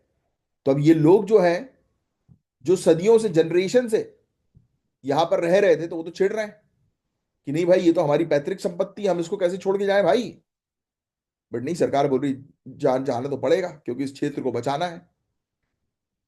तो यही मुद्दा है कि बैलेंस क्रिएट करना है, क्षेत्र को प्रोटेक्ट करना भी है, और साथ ही साथ इन ट्राइबल लोगों के अधिकार का हनन ना हो इस पर भी काम करना है। तो बड़ा कॉम्प्लेक्स इशू है। तो आपको तो कानूनी चीजें जो है वो पता होनी चाहिए। तो आइए सबसे पहले तो बात करेंगे हम लोग फॉरेस्ट राइट्स एक्ट 2006, इस कानून के बारे में। बहुत इंपॉर्टेंट कानून है गाइस, इससे रिलेटेड एग्जाम में क्वेश्चंस आते हैं। अब इसका मेन एम ये है कि जो शेड्यूल्ड ट्राइब्स हैं और अदर ट्रेडिशनल फॉरेस्ट ड्वेलर्स हैं, यानी कि जंगल में रहने वाले लोग, इनके जंगल के अधिकार को रिकॉग्नाइज करना, जो जनरेशन से जंगल की जमीन पर रहते हैं, जनरेशन से, यानी उनके पापा दादा। तो सबसे पहले तो इनको क्या अधिकार जो है वो मिलते हैं, पहले तो ये समझना आपको जरूरी है कि लीगल प्रोविजन क्या है। तो देखो, माइनर फॉरेस्ट प्रोड्यूस होते हैं, जैसे कि बैम्बूज और केन्स पर इनका हक होता है कि बैम्बूज हैं वो इनके हैं। कम्युनिटी का अधिकार, ये बेसिकली हम लोग को देखने को मिलता है कि आप जो है वो निस्तर हुए या प्रोटेक्शन ऑफ हैबिटेट्स, इनका उपयोग जो है वो कर सकते हो। निस्तार जो है वो किस कॉन्टेक्स्ट में इन्होंने जो मेंशन किया, निस्तार, cross over release, rebirth, salvation, ये कुछ और चीज होगी। मतलब आप जो है वो, अच्छा ऑब्वियसली कम्युनिटी के परस्पेक्टिव से, यानी कि एक पर्टिकुलर बड़े एरिया पर, बड़ी जमीन पर, यानी कि एक पूरा मान के चलो ग्रुप ऑफ विलेज या एक सिंगल विलेज जहां पर बहुत सारे लोग रह रहे हैं, उस जमीन पर पूरा कम्युनिटी का हक है ना, जहां पर वो लोग रह रहे हैं जनरेशन से। फिर कम्युनिटी फॉरेस्ट रिसोर्स, ये अलाउ करता है कम्युनिटी को कि कम्युनिटी जो है मैनेज करे और रीजनरेट करे फॉरेस्ट एरियाज को, यानी कि फॉरेस्ट एरिया को मैनेज करने का काम भी इनके पास रहता है। सेक्शन 42 क्लॉज 2 ये मैंडेट करता है रिटर्न इन्फॉर्म्ड कंसेंट फ्रॉम ग्राम सभा फॉर एनी रिलोकेशन प्रोसेस, यानी कि अगर किसी को आप रिलोकेट कर रहे हो तो ग्राम सभा की रिटर्न में परमिशन जो है वो चाहिए होगी। तो फॉरेस्ट राइट एक्ट गाइस क्यों जरूरी हम लोग को जो है वो देखने को मिलता है, तो ये हिस्टोरिकल जो इनजस्टिस हुआ है, यानी कि कॉलोनियल पीरियड में जो आदिवासी लोगों के साथ जो अन्याय हुआ है उसको मैनेज करने के लिए, कि जंगल में रहने वाले लोगों को उनको अधिकार जो है वो दिया जाए। दूसरा हम लोग को देखने को मिलता है कि फॉरेस्ट को प्रॉपर तरीके से मैनेज करने के लिए कानून जो है वो लाया गया है। अब सुनो, अब सबसे बड़ी प्रॉब्लम जो अभी आइडेंटिफाई की गई है वो तो यही है कि अनलॉफुल एविक्शन, यानी कि गैर कानूनी तरीके से उनको जो है वो निकाला गया। तो गांव जैसे कि दुर्गावती और तडोबा, यहां पर फोर्स एविक्शन की कंप्लेंट्स मिली हैं, यानी कि जानबूझकर किसी को निकाला गया है, किसी को मतलब आदिवासियों को। फॉरेस्ट राइट्स एक्ट के अंडर जो अधिकार दिए गए हैं उन्हें पूरी तरह से इग्नोर किया गया। फिर दूसरा हम लोग को देखने को मिल रहा है कि इसको इंप्लीमेंट करने में चैलेंजेस आ रहे हैं। फॉरेस्ट डिपार्टमेंट जो है वो रेजिस्टेंस दिखाती है, यानी कि वो उतनी मतलब एक्टिवली काम नहीं कर रही है फॉरेस्ट राइट एक्ट का पालन करने के लिए। और डॉक्यूमेंटेशन का इश्यूज भी आता है जो उनके क्लेम को रिजेक्ट कर देता है, यानी कि अब जंगल की जमीन पर किसका अधिकार है उसको फॉरेस्ट राइट एक्ट की एलिजिबिलिटी मिलेगी कि नहीं मिलेगी, उसके लिए डॉक्यूमेंटेशन चाहिए, और उस डॉक्यूमेंटेशन के आभास के कारण इनको अधिकार नहीं मिल पाते। ग्राम सभा के पास ट्रेनिंग की कमी है, संसाधन नहीं है। इंडियन फॉरेस्ट एक्ट 1927 जैसे कानून फॉरेस्ट राइट एक्ट के ऑब्जेक्टिव के अगेंस्ट चले जाते हैं, है ना, प्रोटेक्शन के परस्पेक्टिव से। तो ये चीज है। तो डेवलपमेंट और एविक्शन का एक मुद्दा हम लोग को देखने को मिलता है। माइनिंग और डैम प्रोजेक्ट्स की वजह से लोगों को डिस्प्लेसमेंट फेस करनी पड़ती है, उनको उनके एरिया से निकाला जाता है, जो फॉरेस्ट राइट एक्ट के प्रोविजन का उल्लंघन कर रहा है सीधे सीधे। तो अब बात करते हैं कि सोल्यूशन कैसे अपन इंप्लीमेंट करें। तो देखो, सबसे पहले तो आपको एक ग्रीवियंस रिट्रेसल मैकेनिज्म बनाना पड़ेगा, यानी कि आपको एक इंस्टीट्यूशन बनाना पड़ेगा जहां पर ये जो आदिवासी लोग हैं कंप्लेन कर सकें। कम्युनिटीज के क्लेम और रिलोकेशन प्रोसेस की रिपोर्ट्स मांगी गई हैं। एफआरए कम्युनिटीज को इलीगल एविक्शन से प्रोटेक्ट करता है और रिलोकेशन के लिए उनका इन्फॉर्म्ड कंसेंट जरूरी बनता है, यानी कि अगर आप किसी के पास फॉरेस्ट राइट एक्ट के अधिकार हैं तो जिनके पास भी अधिकार है उनको आप एकदम से निकाल नहीं सकते, उनके लिखित मंजूरी की जो है वो आवश्यकता होती है। और राइट्स ग्रुप्स को मैनेज्ड मॉडल्स को सपोर्ट करता है, राइट। तो ये भी चीज हम लोग को देखने को मिलती है। बट यार देखो, मैं सिंपल सी चीज आपको बताऊं, ये सब तो हमने देख लिया कि हाँ भाई चैलेंजेस काफी ज्यादा हैं, ज्यादा है ना। रेजिस्टेंस का सामना जो है वो फेस करना पड़ रहा है, जैसे कि ट्राइबल बॉडी जैसे कि फार्म प्रोड्यूसर ऑर्गेनाइजेशन, तो ये अधिकार जो है वो मांग रहे हैं, बातचीत जो है वो कर रहे हैं फॉरेस्ट डिपार्टमेंट के साथ। बट क्या होता है, जो गरीब आदमी जो होता है ना, तो उसके अधिकारों को कुचल ही दिया जाता है। ये चीज अक्सर जो है वो देखी गई है गाइस, अक्सर। तो ट्राइबल फार्मर प्रोड्यूसर ऑर्गेनाइजेशन बनाई जाए जो अधिकार को कलेक्टिवली एजर्ट एजर्ट करे, यानी कि अधिकार के बारे में बातचीत करे डिपार्टमेंट के साथ। ट्राइबल एरियाज में इंटरनेट कनेक्टिविटी इंप्रूव करें और क्लेम प्रोसेस को डिजिटलाइज करें। पर्याप्त संसाधन और ट्रेनिंग प्रोवाइड करना जरूरी है। डिसीजन मेकिंग में सबको शामिल करो। बड़े बड़े प्रोजेक्ट्स के लिए कम्युनिटी के साथ कंसल्ट करो। सस्टेनेबल प्रैक्टिस को अवॉर्ड मतलब अडॉप्ट करो। अवेयरनेस कैंपेन्स बढ़ाई जाए। तो फॉरेस्ट राइट एक्ट गाइस, ये कानून नहीं, एक हिस्टोरिकल इनजस्टिस को करेक्ट करने की एक कोशिश है। बट होता वही है ना कि जिसकी जेब में गड्डी है वो कुछ भी करवा सकता है, कुछ भी कर सकता है। तो मेन खेल यही होता है कि ये जो गड्डी वाले जो आदमी रहते हैं और जो करप्टेड लोग जो रहते हैं, वो ये गरीब लोगों को जो है वो कुचल देते हैं। इनके बारे में ना पता लगता है ना कुछ होता है, ये बेचारे परेशान जो है वो होते रहते हैं। और हम लोग जो है वो ऊपरी लेवल पर जो है वो रिपोर्ट्स वगैरह जो है वो पढ़ते हैं, इसमें तो बातें तो अच्छी अच्छी लिखी है कि ये करना चाहिए वो करना चाहिए। बट ग्राउंड रियलिटी में आप देखोगे ना तो बड़ी परेशानियां ग्राउंड रियलिटी पे आज नजर आएंगी। जब आप ऑफिसर बन के ये पढ़ने के बाद, ये आपने पढ़ लिया, बहुत अच्छी अच्छी चीज है, बट अब ग्राउंड रियलिटी देखोगे ना तो आपका दिमाग सड़ जाएगा कि किस मेंटेलिटी के लोग होते हैं। और लोग क्या, उनकी नीयत होती है, हर एक इंसान की नीयत, उनका कैरेक्टर, यही तो एक इंसान की पर्सनालिटी बनाता है। भाई जो इंसान जो है वो अपने सामने जो है वो 1 करोड़ रुपए देखकर फैल गया, फिसल गया, तो क्या औकात उसकी। और वहीं जो 1 करोड़ रुपए देखकर फैला नहीं, फिसला नहीं, उसने गांव वालों के अधिकार को जो है वो बचा लिया, तो वो जो गांव वाले जो उसको इतनी दुआ देंगे ना, जो 1 करोड़ में जितनी खुशी उसको नहीं मिलेगी वो उनकी दुआओं में मिल जाएगी। अपने आप बैठे बैठे काम होना शुरू हो जाएगा, अपने आप पैसा कहां से आएगा पता भी नहीं लगेगा, और इतना आएगा अपने आप, यानी कि मन की पूरी चीजें पूरी होती रहेंगी, बोलने की जरूरत नहीं पड़ेगी और कोई गलत काम नहीं करना पड़ेगा। And that is possible only through the good vibration जो लोग आपको देंगे, जिस पोजीशन पे आप जाने वाले हो। बट सवाल यही है कि नीयत फिसलनी नहीं चाहिए, जिसकी नीयत फिसली खत्म उसका गेम।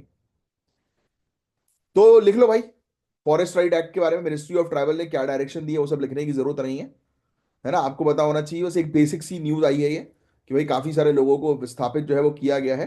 मत लिखो, एक काम करो, फॉरेस्ट राइट एक्ट 2006 मत लिखो, ये पॉलिटी के अंदर आ जाएगा, तो उसमें और डिटेल में मेंशन है, अभी मत लिखो। ये आपके जनरल स्टडीज के पॉलिटी वाले जो सब्जेक्ट के अंदर ये आप कवर जो है वो कर लोगे। तो आपको तो सिर्फ सुनना था कि जंगल में रहने वाले जो अधिकार हैं वो किस तरीके से लोगों के जो है वो छीने जा रहे हैं, और आज की डेट में उसको बैलेंस करने के लिए काम करना बहुत ज्यादा जरूरी है।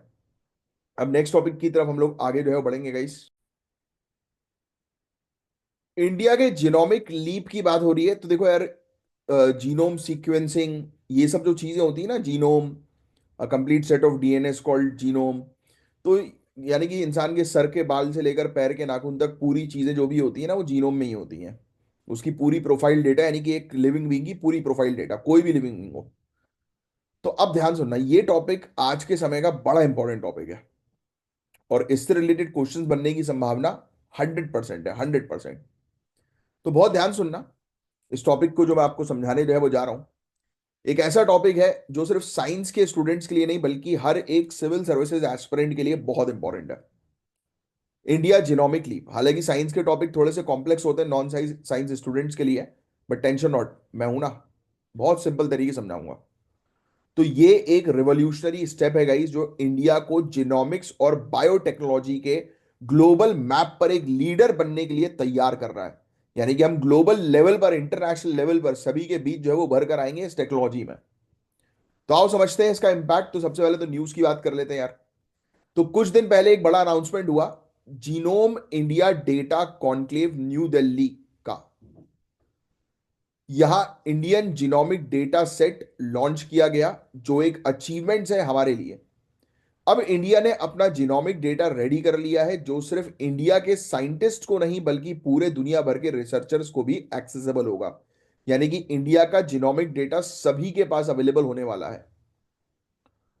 और इसी के साथ कुछ और इनिशिएटिव्स भी लॉन्च हुए हैं, जैसे framework for exchange of data protocols, जो डेटा सिक्योरिंग शेयरिंग को सिक्योर और एथिकल बनाएगा। इंडियन बायोलॉजिकल डेटा सेंटर, ये एक नेशनल रिपोजिटरी है। रिपोजिटरी मतलब कि एक डेटा बैंक, कि जहां पर आप चीजें स्टोर करते हो। यहां लाइफ साइंस का सारा डेटा अर्काइव होगा, यानी कि जितना भी डेटा है लाइफ साइंस से रिलेटेड वो पूरा का पूरा यहां पर होने वाला है। इसका मतलब है कि अब हम सिर्फ डेटा कंज्यूमर्स नहीं बल्कि डेटा प्रोड्यूसर भी बन रहे हैं। यानी कि इंडिया डेटा के मामले में आत्मनिर्भर बन रहा है। और देखो डेटा का आज ये दूसरा टॉपिक हम लोग को देखने को मिल रहा है, बट ये बायोलॉजिकल डेटा की बात हो रही है, जीनोमिक डेटा की बात हो रही है। वो हमने स्टैटिस्टिकल डेटा की जो है वो चर्चा करी थी, बिग डेटा। अब देखो, इंडियन जीनोमिक डेटा सेट है क्या। पहली चीज तो ये बहुत सिंपल समझेंगे, बहुत ध्यान से सुनना, अभी लिखो मत कुछ। इंडियन जीनोमिक डेटा सेट, तो डेटा सेट मतलब कहीं ना कहीं से डेटा है ये, है ना, डेटा का सेट बना हुआ है। तो ये अर्काइव है जो 10,000 होल जीनोम सीक्वेंसिंग सैंपल को स्टोर करता है। इसका डेटा इंडियन पॉपुलेशंस के जेनेटिक वेरिएशन को डिटेल में मैप करता है। यह पर्सनलाइज्ड मेडिसिन और हेल्थ केयर इनोवेशन में काफी मदद करेगा। अभी भी आप में से काफी सारे लोगों के सर के ऊपर से निकल गई चीजें कि भाई क्या है ये, अभी भी समझ में नहीं आया सर, क्लियर। अब एक लाइन बोलूंगा, उस लाइन में गारंटीड पूरी चीज समझ में आ जाएगी। ठीक है। हम लोग ऑनलाइन पढ़ रहे हैं। हो सकता है कि कुछ लोग जो है वो दिल्ली रह रहे हो सकता है कि कुछ लोग जो है वो मध्य प्रदेश रह रहे हो सकता है कि कुछ लोग राजस्थान रह रहे हो सकता है कि कुछ लोग हिमाचल रह रहे हो सकता है कोई कश्मीर से देख रहा हो सकता है कोई साउथ इंडिया में देख रहा हो। इंडिया एक बहुत बड़ी कंट्री है, सभी को पता है। बोलोगे अरे यार सर क्या फर्जी बातें करो, मुद्दे पे आओ। धीरे धीरे स्टेप बाय स्टेप समझना चाहिए। इंडिया के अंदर पहाड़ी क्षेत्र भी है, रेगिस्तानी क्षेत्र भी है। इसका मतलब क्या हुआ, प्लेन एरिया भी है, मैदान वाला क्षेत्र। इसका मतलब क्या हुआ, हर जगह का टेम्परेचर क्लाइमेट अलग अलग है। कौन से, ये सर नो। आप मध्य प्रदेश में बैठते हो, आप दिल्ली में बैठते हो, एकदम से आप कश्मीर पहुंच जाओ या साउथ इंडिया पहुंच जाओ, तो वहां का क्लाइमेट, वहां का टेम्परेचर अलग है कि नहीं? कम ऑन से यस और नो? यस। पहाड़ी क्षेत्र में जाओगे ठंडी लगेगी, यस और नो? राजस्थान वाले क्षेत्र में जाओगे गर्मी लगेगी, यस और नो? है ना? नॉर्थ ईस्ट साइड चले जाओगे तो वहां का एक अलग वातावरण है, यस। तो हमने क्या किया, अब देखो क्या होता है, आपने एक और चीज नोटिस करी होगी, अलग अलग जगह के लोगों का body structure, shape, size, colour अलग होता है, यस। क्यों? वो उस जगह के क्लाइमेट को जो है वो अडॉप्ट कर लेते हैं। फॉर एग्जाम्पल, जैसे आप अचानक से, साउथ इंडिया वाला कोई व्यक्ति अचानक से हिमाचल प्रदेश पहुंच जाए, ठंड में उसकी बैंड बच जाएगी, बट जो लोग हिमाचल प्रदेश में ऑलरेडी रह रहे हैं, वो आप देखोगे लोकल लोग वहां के, वो तो आपको टी शर्ट पहन के घूमते हुए नजर आएंगे नॉर्मल डेज में। होता है ऐसा। और दूसरा व्यक्ति जैकेट वैकेट पहना होगा, वो भी ठिठुर रहा होगा, अरे अरे, अरे, हालत खराब हो रही है। क्यों? क्योंकि उनकी बॉडी उस टेम्परेचर, उस क्लाइमेट के अकॉर्डिंग सेट हो गई है। अब हर एक की बॉडी के अंदर उसके डीएनए, जो सबसे बड़ी चीज होती है, genome, complete set of DNA, sir के बाल से लेकर पैर के नाखून तक की पूरी इंफॉर्मेशन। अब अलग अलग क्षेत्र की पॉपुलेशन के अलग अलग ऐसे जीनोम को अगर हम कलेक्ट करके एक जगह स्टोर कर दें, तो हमें पता होगा कि कौन सी मेडिसिन किस व्यक्ति को ज्यादा असर करेगी, क्योंकि उसकी जो बॉडी स्ट्रक्चर है उस क्लाइमेट के अकॉर्डिंग ऐसी है। तो ये मेडिसिन उस क्लाइमेट में जो है वो किस तरीके से असर करेगी, ये उस क्लाइमेट में किस तरीके से असर करेगी। कम ऑन, यस और नो? तो ये बेसिकली हमें बहुत हेल्प करेगा मेडिसिन और हेल्थ केयर इनोवेशन में। अब ये टॉपिक समझ में आ गया कि हमने किया क्या है, ये कौन सा डेटा है, ये जीनोम का डेटा है, कैसे हेल्प करेगा, वो क्लियर हो गया। सोच कर देखो, हमारे जेनेटिक डेटा की वजह से अब बीमारियों के लिए इंडिया स्पेसिफिक ट्रीटमेंट बन सकेगा, कि इंडियन को ये बीमारी हुई तो ये दवाई दो तो ठीक होंगे ये। क्योंकि हम सब जानते हैं one size fits all approach काफी नहीं होती, है ना? कि भाई, अब हो सकता है कि आप में से काफी सारे लोग ऑलरेडी ये नाम ही सुनकर इस टॉपिक को समझ चुके होंगे। काफी सारे लोगों को मैंने जब सिंप्लीफाई किया पूरे टॉपिक, तब समझ में आया होगा। तो one size fit for all, कितना बढ़िया टर्म है ये, यूज किया करो। One size does not fit for all.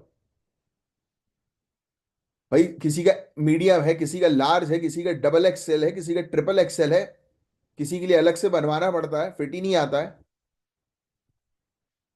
तो ये चीज है।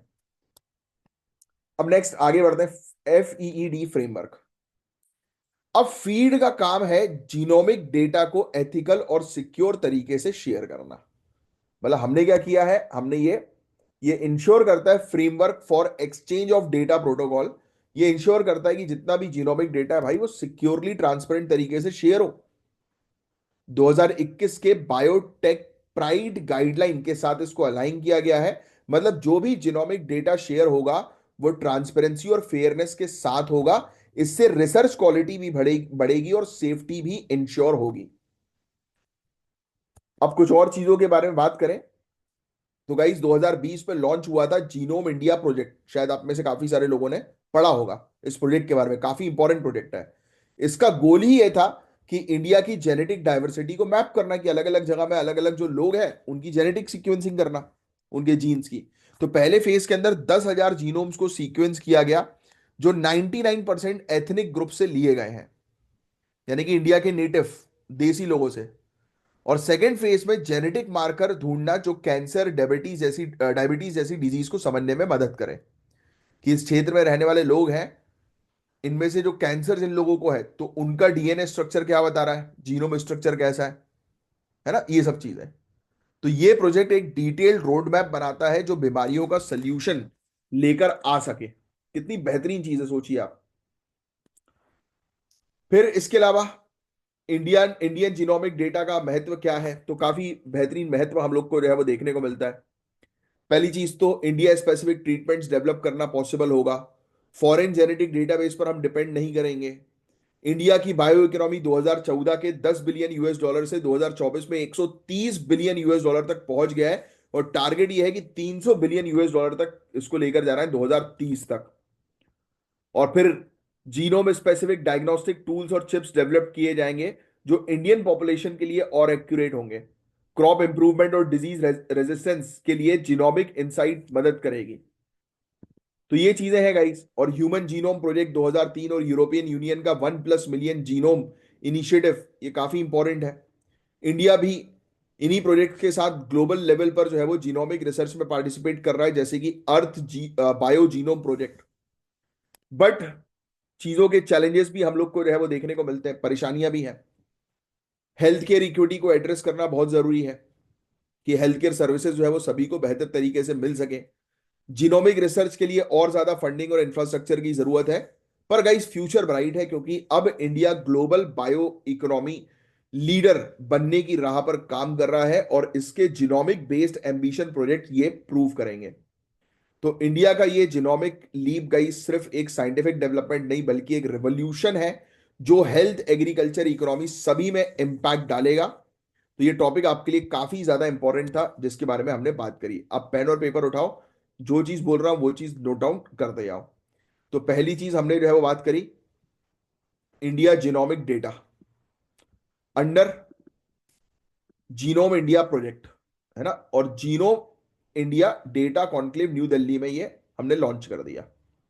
अंडरलाइन करना, इंडिया जीनोमिक डेटा। फिर दूसरी चीजें जो लॉन्च हुई इनिशिएटिव, जैसे कि FEED feed framework for exchange of data protocols, Indian biological data centre portals. ठीक है, बस इतना लिख लो आप कि ये सब चीज हमने कर ली। फिर IGD पे जाओ, इसके ब्रैकेट में लिखना 10,000 whole genome sequencing samples from diverse Indian population, पूरा लिख देना। इंडियन पॉपुलेशन जो अलग अलग जगह की है, उनके 10,000 जीनोम सीक्वेंसिंग इसके अंदर शामिल है, इस डेटा सेट के अंदर। अब ये किस चीज में हेल्प करेगा, मेडिसिन बनाने में, ये सब चीजों में, तो ये लिखने की जरूरत नहीं है, अब समझने वाली थी, वो आपके दिमाग में बैठ गई। अब जब ये टॉपिक रिवाइज करोगे तो ये मेडिसिन वाला चीज आपके दिमाग में आनी चाहिए, और ये वाले टॉपिक हर 2-3 महीने में आपको न्यूज में देखने को मिलेंगे, तो आपको याद भी रहेगा। You don't have to worry at all, बस आप रेगुलरली फॉलो करो। फीड फ्रेमवर्क किसके लिए था, data of exchange of data protocols. Protocols किस चीज को बोलते हैं हम लोग, भाई ये प्रोटोकॉल है, ये फॉलो करना पड़ेगा, मतलब सिक्योरिटी। तो डेटा की सिक्योरिटी के लिए ये लिखने की जरूरत नहीं है ना, कि ये डेटा एथिकल तरीके से यूज हो, सिक्योरली यूज हो, यानी कि डेटा जहां पर भी शेयर हो रहा है, एक्सचेंज हो रहा है, तो उसका फ्रेमवर्क है कि बेहतर तरीके से एक्सचेंज हो, लिखने की जरूरत ही नहीं है आपको। ठीक है, एक गाइडलाइन इंट्रोड्यूस की थी, वो आप मेंशन कर सकते हो, biotech pride promotion and innovation through data exchange guidelines, जो 2001 में आई थी, 2021 में आई थी, कि डेटा एक्सचेंज होगा तो वो सेफली हो, क्वालिटी पर ध्यान दो, हाई स्टैंडर्ड का हो।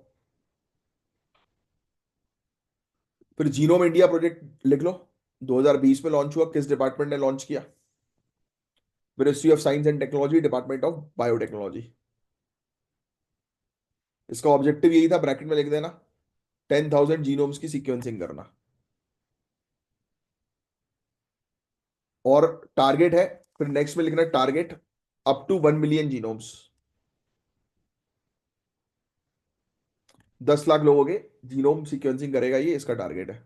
बायोटेक प्राइड गाइडलाइन मैंने आपको ऑलरेडी बता ही दिया है, ऊपर लिख ही दिया था आपने।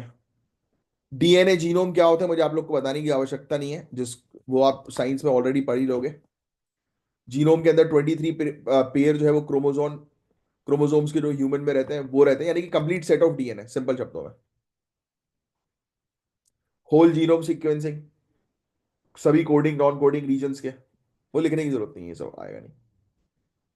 महत्व क्या है तो वो मैं आपको बता चुका हूं। इंडिया की ये लिख लो आप, बायो इकोनॉमिक ग्रोथ हमारी कितनी है, तो ये आंकड़े लिख लो। 10 बिलियन से हम लोग 130 बिलियन तक ऑलरेडी पहुंच चुके हैं, और हमारा टारगेट है, टारगेट लिख लेना, 2030 तक 300 बिलियन US डॉलर तक हम लोग को पहुंचना है। ग्लोबल इनिशिएटिव लिख लो आप, ह्यूमन जीनोम प्रोजेक्ट 2003 का, European union 1 plus million genome initiative, ये अच्छे प्रोजेक्ट है। और अर्थ बायो जीनोम प्रोजेक्ट, ये भी ध्यान में रखना आप। ठीक है,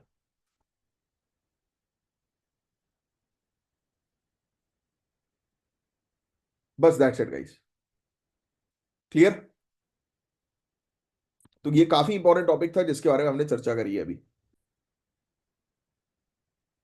अब जो रेगुलर स्टूडेंट्स है 3-4 महीने से फॉलो कर रहे हैं, वो बता दो मुझे भाई, डिस्कॉम्स क्या होता है ये, इसका फुल फॉर्म भी लिख कर जो है बता दो, और बताओ मुझे कि काम क्या होता है डिस्कॉम का। तो चलिए हम बात करने वाले हैं इसी टॉपिक के बारे में। तो दिसंबर 2014 में सुप्रीम कोर्ट ने पंजाब और हरियाणा हाई कोर्ट के फैसले को बरकरार किया, जिसमें केंद्र सरकार के चंडीगढ़ डिस्कॉम प्राइवेटाइजेशन प्लान को सपोर्ट किया गया। तो ये कोई नई बात नहीं है गाइस, सरकार ने 2021 में ही यूनियन टेरिटरीज में डिस्कॉम को प्राइवेटाइजेशन करने की योजना बनाई थी। दादर और नागर हवेली और दमन एंड दीव में ये मॉडल ऑलरेडी सक्सेसफुल हो चुका है। डिस्कॉम बताऊं क्या होता है? जहां जो हमें बिजली प्रोवाइड कराता है, जो कंपनीज बिजली प्रोवाइड कराती हैं उनको डिस्कॉम कहते हैं, सिंपल शब्दों में। अब आपको ऑलरेडी पता है कि सरकारी कंपनी होती है, बिजली विभाग सरकारी विभाग है ना। अब इसको प्राइवेटाइज करने पर फोकस किया गया है, और उस पर सुप्रीम कोर्ट ने ही बोल दिया कि हाँ भाई ठीक है करो, क्योंकि ये ऑलरेडी सक्सेसफुल हो चुका है यहां पर दादर नागर दमन दीव। बड़ी दिक्कत है भाई, धीरे धीरे करके सब प्राइवेटाइज हो जाएगा तो करेंगे क्या भाई सरकारी एग्जाम की तैयारी करके, हैं? बट आपको टेंशन लेने की जरूरत नहीं, you guys are preparing for top most service. तो उसके लिए आपको टेंशन लेना ही नहीं है। सिविल सर्विसेज की बात अलग है भाई, वो कभी बंद नहीं हो सकती, वही पूरे देश को चला रही है। अब सुनना बात बहुत ध्यान से, कि बिजली डिस्कॉम्स को, यानी कि ये पावर डिस्कॉम्स है, इनको प्राइवेटाइज करने की जरूरत क्यों है? आप पता ही है यार, आपको लॉस में चल रही है बेचारी, और प्राइवेट सेक्टर एक ऐसा होता है जो लॉस से बचा लेता है। तो बात यही है, high AT&C loss. Financial year 2024 में हमारे देश के एग्रीगेट टेक्निकल और कमर्शियल लॉस 17.6% थे। इसका मतलब है बिजली चोरी और अनबिल्ड सप्लाई जैसी समस्या अभी भी बड़ी है। लोग बिजली चोरी आज भी कर रहे हैं, और बहुत जोरों शोरों से बिजली चोरी का काम जो है वो चल रहा है। दूसरा, बिलिंग एफिशिएंसी सिर्फ 87% है और collection efficiency 97.3%। Public sector discom की ये इन एफिशिएंसी फाइनेंशियल स्ट्रेन बढ़ा रही है, काम ढंग से नहीं हो रहा है। बोलते ना कि सरकारी कुर्सी बस गर्म की जा रही है, काम नहीं किया जा रहा। तीसरा बड़ा इशू हम लोग को फाइनेंस का देखने को मिलता है, 2023 का एवरेज कॉस्ट ऑफ सप्लाई और एवरेज री रियलाइजेबल रेवेन्यू, ARR जिसको हम लोग बोलते हैं, इनके बीच का गैप 55 पैसे प्रति यूनिट था, और ये गैप सब्सिडी और लॉसेस को बढ़ाता है। अरे अननेसेसरली बिजली का वेस्टेज होना। दिल्ली का एग्जांपल लीजिए, 2002 में प्राइवेटाइजेशन के बाद AT&C लॉस 50% से घटकर सिंगल डिजिट पे आ गए। सर्विस क्वालिटी भी इंप्रूव हुई, और सरकार ने हर साल 1200 करोड़ रुपए जो है वो इसमें बचाए हैं। तो पावर सेक्टर को आप अगर वो कर रहे हो, प्राइवेटाइज जो है वो कर रहे हो, बात बहुत अच्छी है गुरु। बट सबसे बड़ी प्रॉब्लम यहां पर क्या होती है कि कई बार जो वेलफेयर वाली चीज जो है ना वो हटकर फिर उस पे आ जाती है, कि प्रॉफिटाइजेशन पे आ जाती है।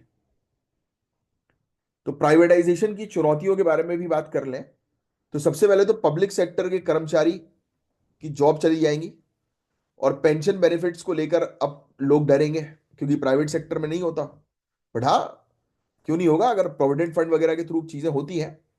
बट फिर भी जो गवर्नमेंट में जो फायदा है वो यहां पर नहीं है। दिल्ली में भी ये चिंता देखने को मिली है एम्प्लॉयज के बीच में। प्राइवेटाइजेशन के बाद जो है वो टैरिफ बढ़ सकता है, रेट्स बढ़ सकते हैं, क्योंकि प्राइवेट सेक्टर प्रॉफिट पे काम करेगा, डंडा मारने पे काम करता है वो, और कंज्यूमर्स के लिए अफोर्डेबिलिटी और फेयरनेस के लिए चिंता में डाल देगा। बट हाँ, प्राइवेट सेक्टर की सर्विस बहुत बढ़िया है। जैसे आप ऑनलाइन फूड ही अगर ऑर्डर करते हो और उसमें अगर कोई गड़बड़ी होती है तो आपको रिफंड मिल जाता है 100%। या आपने कहीं इससे क्या बोलते हैं, स्विगी मार्ट हुआ, या फिर ये नहीं होता बिग बास्केट हुआ, तो इन सब से अगर आप कोई चीज़ ऑर्डर वगैरह जो है वो करते हो, तो आपको ऑनलाइन वगैरह, तो अगर उसमें कोई भी डिफेक्ट हुआ तुरंत रिफंड वापस। तो ये देता है सर्विस प्राइवेट सेक्टर बहुत अच्छी, बट उस हिसाब से वो पैसा भी चार्ज करता है फिर। आप देख लेना, जोमेटो पे स्विगी पे कभी फूड ऑर्डर करते हो, जो उस एप्लीकेशन में जो खाने का प्राइस दिखता है, जो मेन्यू है, और वो एक्चुअल वहां जाके जो मेन्यू, उसमें जमीन आसमान का डिफरेंस है। 50-50, 100-100 रुपए पर डिश में जो है वो डिफरेंस नजर आ जाएगा। तो अब इसके अलावा इलेक्ट्रिसिटी एक्ट 2003 और बिडर एलिजिबिलिटी जैसे लीगल इश्यूज प्राइवेटाइजेशन को डिले करते हैं। टैरिफ का कंसर्न मैंने ऑलरेडी बता ही दिया। फिर इसके अलावा नेक्स्ट की बात करें, उदय ने डेट रिड्यूस करने और लॉसेस कम करने की मदद तो करी थी, यानी कि सरकार ने भी अपने डिस्कॉम सेक्टर को इंप्रूव करने के लिए काम काम किया। और इनका एम यही है 2025 24-25 तक लॉसेस को 12 से 15% तक लाना। दिल्ली को प्राइवेटाइजेशन के दौरान 3450 करोड़ का सपोर्ट मिला था, जिसने ट्रांजिशन स्मूथ कर दिया, क्योंकि ट्रांजिशन पब्लिक से प्राइवेट करना भी इतना आसान नहीं है, बहुत डिफिकल्ट है। लेट पेमेंट सरचार्ज रूल्स ने पेमेंट साइकिल को इंप्रूव किया और लिक्विडिटी प्रेशर जो है वो कम कर दिया। तो सरकार ने काम तो किया है। सक्सेस हम लोग को दादर नागर हवेली दमन दीव में 2022 में देखने को मिली, तो एक मॉडल के तौर पर काम कर सकता है, जिसके तहत जो है वो आप वो कर सकते हो, बिजली वाले सेक्टर को प्राइवेटाइज कर सकते हो। एम्प्लॉयज और कंज्यूमर की चिंता को समझकर उन्हें एड्रेस करना होगा, पेंशन की प्रॉब्लम को रिजॉल्व करना होगा।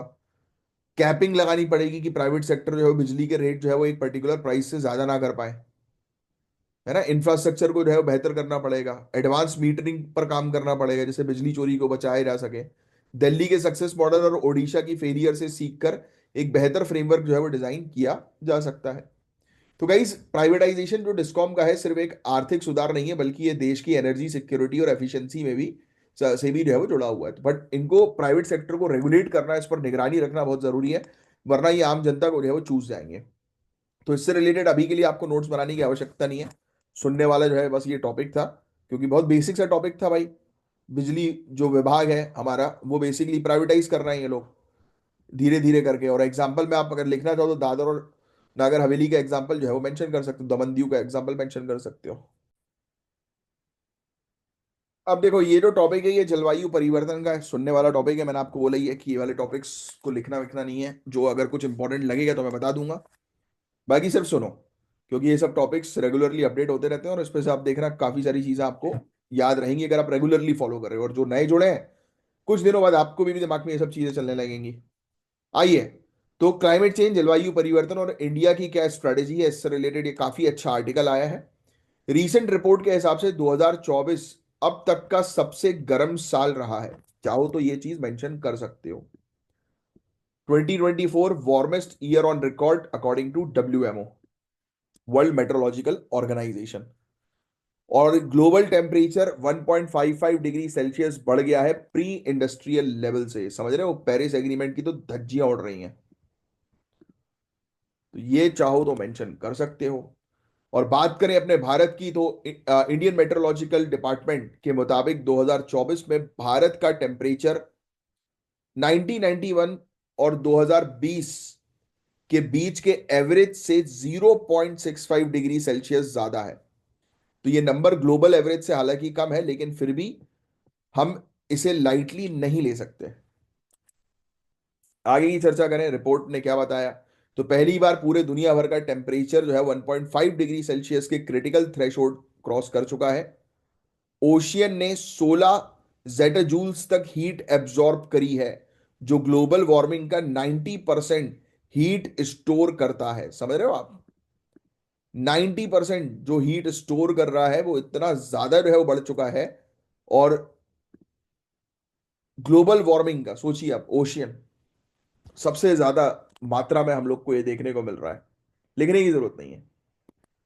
फिर इंडिया का वार्मिंग ट्रेंड के बारे में बात करें तो 2024 में भारत का टेम्परेचर 1901 से 1910 के एवरेज से 1.2 डिग्री सेल्सियस ज्यादा था, लेकिन ग्लोबल और लैंड टेम्परेचर 1.6 डिग्री सेल्सियस या उससे ज्यादा बढ़ा है। तो आपको क्या लगता है कि भारत के टेम्परेचर राइज के पीछे एक अलग वजह हो सकती है? ऑब्वियसली भारत के सभी कॉमन वजह हम लोग को जो है वो देखने को मिल रही है। और इंडिया का टेम्परेचर लो इसलिए क्योंकि उसका रीजन प्लांटेशन है, बहुत सारी चीजें हैं। भारत का ट्रॉपिकल रीजन में होना एक एडवांटेज है, हायर लैटिट्यूड्स है हमारे यहाँ पर, ऊंचे ऊंचे माउंटेन्स हैं, राइट। तो ये सब चीजें हैं। भारत के ऊपर एरोजोल सोलार रेडिएशन को मतलब स्कैटर करते हैं, जिससे टेम्परेचर राइज जो है वो कम होता है। फिर इसके अलावा भारत का टेरेन जो है वो काफी डाइवर्स है, हम हिमालय है, कोस्टल एरियाज है, राइट, पेड़ पौधे हैं, ग्रीनरी है। नॉर्थ ईस्ट एरिया में चले जाओ, डेक्कन एरिया में चले जाओ, वेस्टर्न घाट्स वगैरह देखो, तो ये सब चीजें टेम्परेचर को थोड़ा सा लाइट जो है वो रखने का जो है वो काम करते हैं। तो ये फायदा ये है।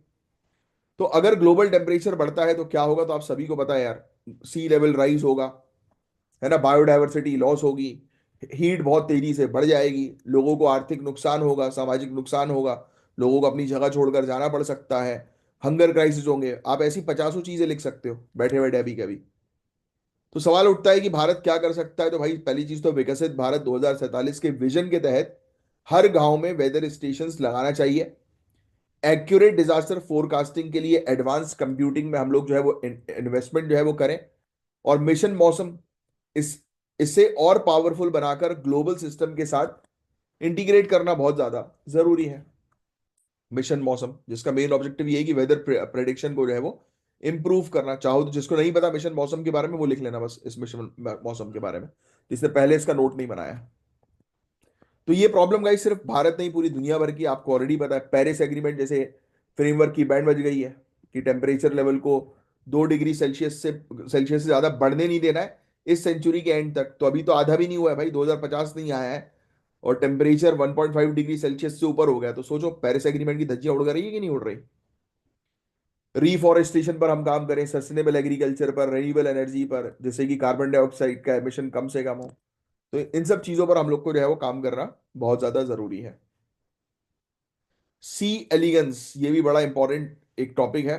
ये वाला टॉपिक सी एलिगेंस का मैं कल पढ़ाऊंगा, और ये भी चिंपांजी वाला एक टॉपिक है, तो ये भी मैं कल ही आपको एक्सप्लेन करूंगा। आज के लिए सिर्फ इतना ही रखते हैं, क्योंकि आज टॉपिक्स थोड़े से ज्ञान भी ज्यादा हो गया, टॉपिक भी थोड़े से क्रिटिकल थे, बड़े थे।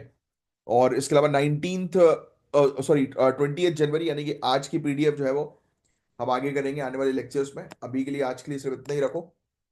होपफुली आपने नोट्स बना लिए हैं, रिवाइज कर लिया होगा, कमेंट्स करते रहो, और जो भी इंप्रूवमेंट आपको लगे वो करते रहो, आपकी प्रॉब्लम शेयर करते रहो, मैं आपकी प्रॉब्लम्स भी रिजॉल्व करूंगा। चलिए मिलेंगे नेक्स्ट लेक्चर में, साइन ऑफ करता हूँ। जय हिंद।